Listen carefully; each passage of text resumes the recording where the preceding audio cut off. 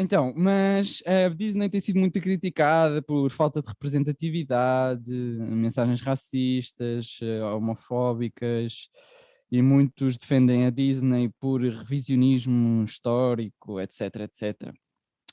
Mas eu acho que aquilo que eu venho apontar não é bem revisionismo. Acho que é só mesmo um sintoma do sistema. E é o hino Hakuna Matata. Esse vai ser o tema da minha participação aqui. O Hakuna Matata, eu percebo de onde é que vem, e vem de um lugar bom, não é isso? Mas se eu não puder criticar e reclamar com nada, então não fazemos podcast. Eu venho reclamar com o Hakuna Matata no sentido de dizer que o Hakuna Matata quer dizer que os problemas são para esquecer, e nós às vezes focamos demasiado nos problemas e ficamos ali em espiral e não conseguimos sair dos problemas. Portanto, não estou a dizer que não tem uma parte boa. Contudo, eu acho que aquela frase, o conceito de privilégio aqui é chave para perceber, porque um puto que leva porrada na escola, que sofre de bullying, um puto que tem um agregado familiar instável, violento, dizer-lhe para ele esquecer os problemas é assim um bocado parece-me problemático. E o puto que esquece os problemas é também o puto que se mata a trabalhar e que se foca no trabalho a 100% e depois pensa o trabalho é uma merda, mas também é aquilo que me faz esquecer de todos os meus problemas. Portanto, eu acho o Hakuna Matata problemático. E quando dizem os teus problemas são para esquecer, eu só penso que isto quer dizer os teus problemas são para reprimir. E não sei até que ponto isto é uma mensagem que eu quereria veicular, não sei até que ponto isto seria uma mensagem que eu quero reprimir e, portanto, venho aqui dizer que sou anti-Hakuna Matata. O que é que vocês acham disto? Pá, eu, por acaso, ainda hoje estive a pensar um pouco sobre essa questão. Por exemplo, e faz-me às vezes, porque há assim pessoas que às vezes dizem, nós temos que pensar positivo em todas as questões, o mundo ou seja, nós vivemos no mundo que nós construímos, etc. É tudo uma questão de escolha da nossa cognição, e etc. E eu hoje estive a pensar no general iraquiano. Eu não sei se vocês se lembram na altura da guerra do Iraque, tu tinhas o general iraquiano, estás a ver, que estava constantemente a dizer, estás a ver, nós vamos a eles, nós estamos muito bons, isto não está nada a acontecer, está tudo na boa. E depois há uma célebre, estás a ver, um célebre vídeo em que o general iraquiano está a fazer aqueles discursos de sempre e está tudo a arrebentar mesmo atrás do gajo. Isso às vezes faz-me lembrar um pouco a cena da psicologia positiva e dessas cenas, do tu tens que pensar, estás a ver, positivo e não sei o quê. Yeah. Mas eu às vezes penso, até que ponto é que isso não cai um pouco na cena das fake news, não é? Ou seja, tu acabas por construir uma cena que tu realmente não acreditas, não é? Mas que tu quase queres fazer com que tu acredites naquilo e aos outros para, tipo, esquecer, não é? Yeah, O que vocês acham disso?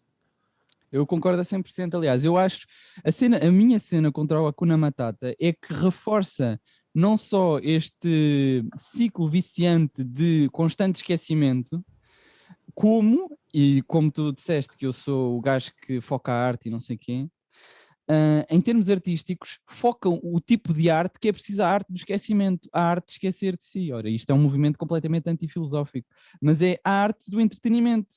E é precisamente nessa era que vivemos, e o Hakuna Matata parece-me reforçar precisamente o espírito Hakuna Matata é o espírito do entretenimento e é o espírito do esquecimento de si. Os teus problemas não são para esquecer, são para resolver. Mas eu concordo que tu possas ter uma abordagem às vezes, ou seja, de esquecimento de algumas coisas. A questão é quando a questão é quando há quase uma necessidade de fuga, não é? Yeah. Exatamente. problemas, e para isso quase se faz um reframing da cena tal em que tu parece que estás a construir uma realidade paralela. Paralela, exatamente, sem dúvida. Ou seja, para esqueceres aquilo. Ou seja, esta cena isto leva-nos à questão do construtivismo e do relativismo. Não? E isto faz-me lembrar um pouco da cena do Donald Trump. O Donald Trump, estás a perceber? Cria o seu próprio mundo, é o mundo em que lhe faz sentido, é o mundo em que ele se sente bem, estás a perceber? E eles criam aquele mundo que lhe sente bem, ao mesmo tempo ficarem quase com uma forma de aversão quase à realidade ou àquilo que não lhes cai. Sim, e quando tu instigas Na essa narrativa. realidade no outro, parece que estás a desvalorizar os problemas dele. Ou seja, os teus problemas são para esquecer, meu. Os teus problemas não são problemas verdadeiros. Eu não tenho que me identificar com eles. Porque se tu fizeres como eu e os esqueceres, vais ver que eles se resolvem. Eu também tenho problemas graves, pá, mas eu esqueço-os. E tu, se tu esqueces os teus, também vais ver que a vida corre muito bem. Fome e essas coisas. Esquece a fome, meu. Estás com fome? Temos pena, esquece. E já que falaram em indústria de entretenimento e entretenimento em geral, seria interessante testar a seguinte tese: se o nível de infelicidade de um povo e o nível de autorrepressão, seja repressão, autorrepressão sexual e essa infelicidade generalizada do cansaço, se é inversamente proporcional ao nível de estridência a que o seu entretenimento e publicidade chega. Temos, por exemplo, o caso do Japão, quando vemos... Para mim, eu costumo às vezes passar horas a ver compilações de anúncios japoneses e é bem interessante. Eu penso que a pessoa que está do outro lado a olhar, a pessoa que está a olhar para a televisão, imagina num quarto de hotel vazio ou que chega em casa naquele cubículo tipo à meia-noite porque teve que fazer horas extra e está lá vazia, está lá na casa vazia a comer o seu jantar feito à pressa. Eu sinto que essa pessoa está completamente esvaziada de imaginação e de inconsciente. É como se a publicidade já nem veicula só o produto que está a vender, mas é uma estridência, é uma vibrância de cor, é um bombardeamento mesmo bem forte. Sim. Isso também existe. E o Japão tem uma cultura de trabalho fortíssima, não é? E é interessante pensar nisso, como é que é uma sociedade tão regrada e tão ordenada por um certo conjunto de valores e de regras, e ao mesmo tempo conseguiu quase...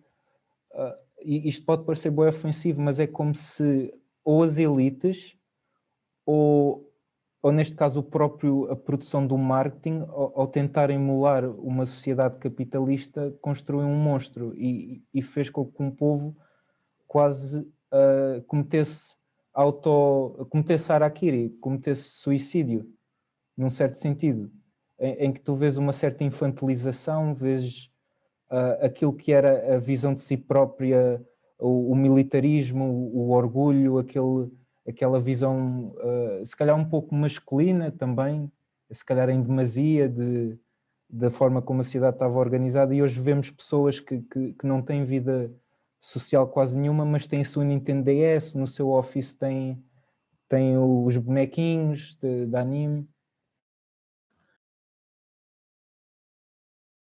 Isso faz-me lembrar no problema da alienação, ou seja, parece que essas pessoas conseguem, ou seja, aceder ao seu, como é que eu ia dizer, ter quase é como se o entretenimento fosse uma fuga. Quase. O entretenimento é uma fuga, não é? Do cotidiano. Yeah. Então, mas somos todos anti-Hakuna Matata, basicamente. Epá, eu não sou completamente, estás a ver? Não, mas é o que eu digo, ou seja, há lá um fundo bom e na verdade sim, há problemas que devem ser relativizados, mas é uma mensagem que é um bocado controversa de veicular. Por isso sim, se calhar somos moderadamente, não é? Eu também acho que depois há uma questão que é a própria... uma coisa que vocês podem ver muito no cinema, na New Wave francesa, na Nouvelle Vague, que é uma espécie de constatação de que estás preso e que não consegues resolver os problemas estruturais, e depois, quase por um processo de osmose aquilo que são as tuas insatisfações em relação ao sistema ou em relação a problemas civilizacionais ou políticos passam para a tua esfera, para a esfera do pessoal e das relações. E quase que há sempre uma esquizofrenia nos filmes que é entre os problemas amorosos, aqueles clichês do banal, e ao mesmo tempo que estão a ler textos maoístas, estão a pensar na namorada que fugiu ou no namorado. Mas isso é quase a contradição entre, ou seja, as teorias que eles estavam a ler, maoístas ou trotskistas da altura, depois com o seu próprio estilo de vida burguês, ocidental, ou seja, há quase uma, como é que eu ia dizer, como tu estás a dizer, e quase uma contradição, não é? Nos filmes da Nouvelle Vague, porque tu tens o pessoal, tipo, estás a ver, todos com uma vida mais ou menos burguesa, mas depois altamente, do ponto de vista teórico, sempre a lerem coisas altamente revolucionárias, não é? Bem,